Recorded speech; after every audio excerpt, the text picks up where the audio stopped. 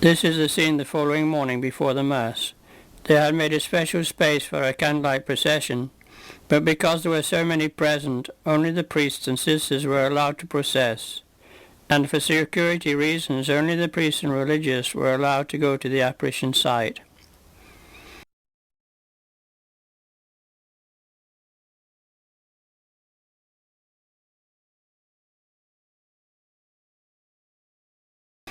As you watch this apparition, you will notice the silence.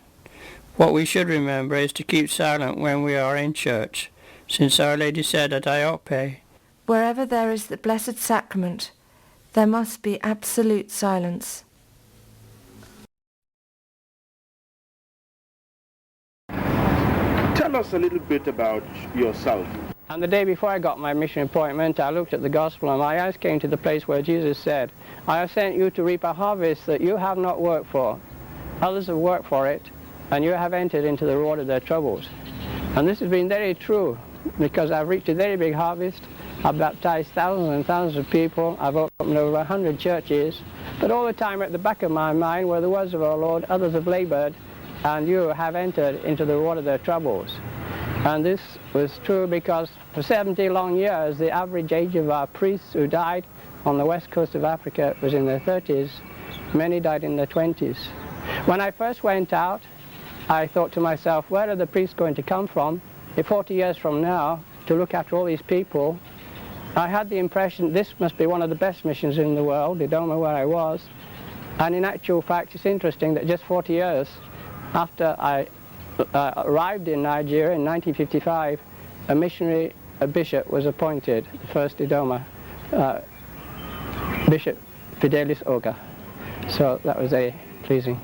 There's this story, Father John, about miracles in Aokpe concerning our Blessed Mother. Tell us a bit more about the miracles in Aokpe. Well, the main miracle is the miracle of the sun.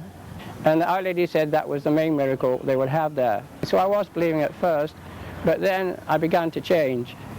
But I did say at the time, if there are miracles and if thousands of people come, well, I will readily believe. I won't swim against the tide. And when I came back in October 1995, this was happening. We had tremendous accounts of what happened at the September apparition with kind of a rainbow around the sun, and all kinds of other things were happening, seen not just in Aokpe but all over the area. And then myself, I saw the first miracle after the first apparition I attended in November the 4th, on November the 4th, 1995. I heard a noise, I looked up, and there was the sun spinning around, and the clouds were changing color, and the rays were coming down on all the people. Father Sylvester and Aokpe came to discuss with me what we were seeing, and it is interesting that we're seeing different colors. When the people of our Lord's time asked for a sign from heaven, they were refused. But many signs from heaven have been given to the people of our own generation, first at Fatima, and since then at many other apparition places of Our Lady. The clouds in the sky were changing into beautiful colors every few seconds.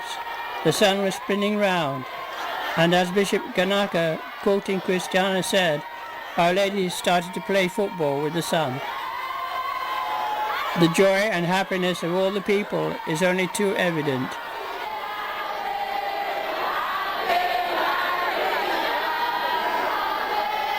Christiana's mother, Regina, was very happy indeed, throwing up her hands in delight. There's an even greater one on January the 26th when there were thousands of people there.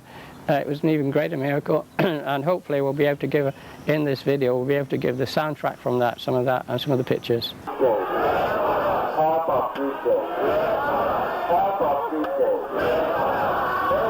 What we have to remember about solar miracles is what Our Lady said, that normally no one can look at the sun for more than a very short period of time without injuring their eyes.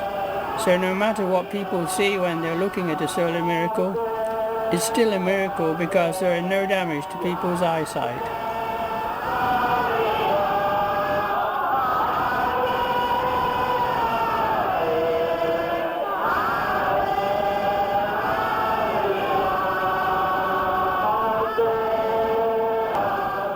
In this early miracle, the camera took some unusual photographs of the sun.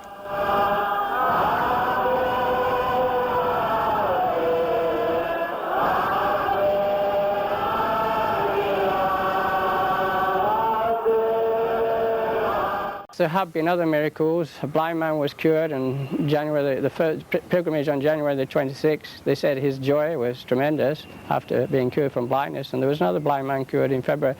And there have been a lot of other private miracles. What is the church's position on the apparitions in Aokpe? Well, the church's position is very open. The fact that the Metropolitan Archbishop went there and said he was open to apparitions for Our Lady, the fact that diocesan priest Bishop Fidelis Oga said Mass there, and in an interview you did yourself, you could see he was quite open.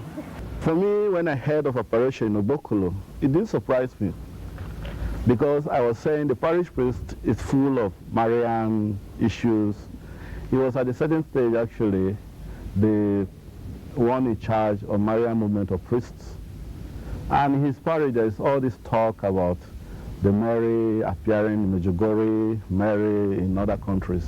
He talks a lot about Mary. So I said at the beginning that maybe it's because the parish priest talks so much about Mary, God has decided to bless him with an apparition in his parish. But you know, at the beginning he was not very interested in it. But presently he's involved in it. Personally, I believe that something good is coming out of it already. One, there's a big crowd gathering around in Aokpe.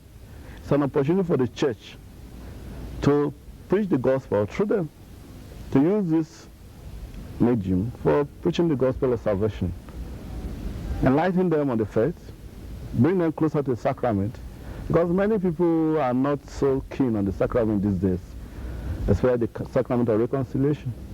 So maybe this is an opportunity where more priests can go and hear people's confession, say masses for them, let them receive the Eucharist, and preach the gospel of salvation to them.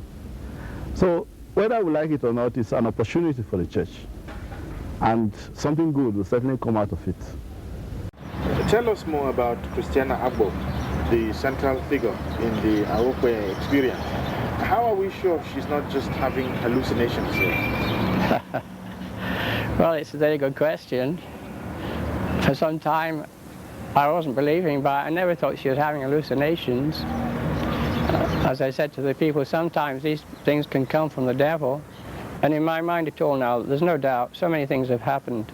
Christiana herself, of course, was illiterate, shy girl. She had pretty well no education, and but her mother was a very, very good woman.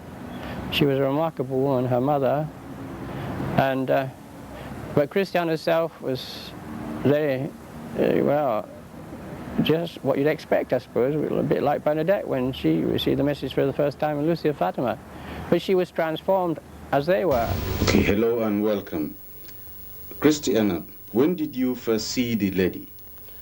It was in October 1992. Okay, when you first saw her, where did you think she came from? Well, I thought to myself that this person standing up may come from heaven. What made you realize that it could be the Blessed Virgin Mary? One time when she appeared to me, I was running away from her. Then she called me back and I asked her, "But who are you?" She said, "Behold, I am the Holy Mother." And another time she said that she's a refuge of sinners and that she will come again to introduce herself more to me. Okay, what did Our Lady tell you when she introduced herself more to you? She talked about Jesus, her divine son. Then in 1995, she said that she is Mediatrix of all graces. And I asked her what's the meaning of Mediatrix of all graces. And then in 1998, the bishop asked me that I should tell Our Lady to tell me the meaning of Mediatrix in Idoma. That's to call the name in Idoma. When I was in the school, Our Lady appeared to me and I asked her the question. Then she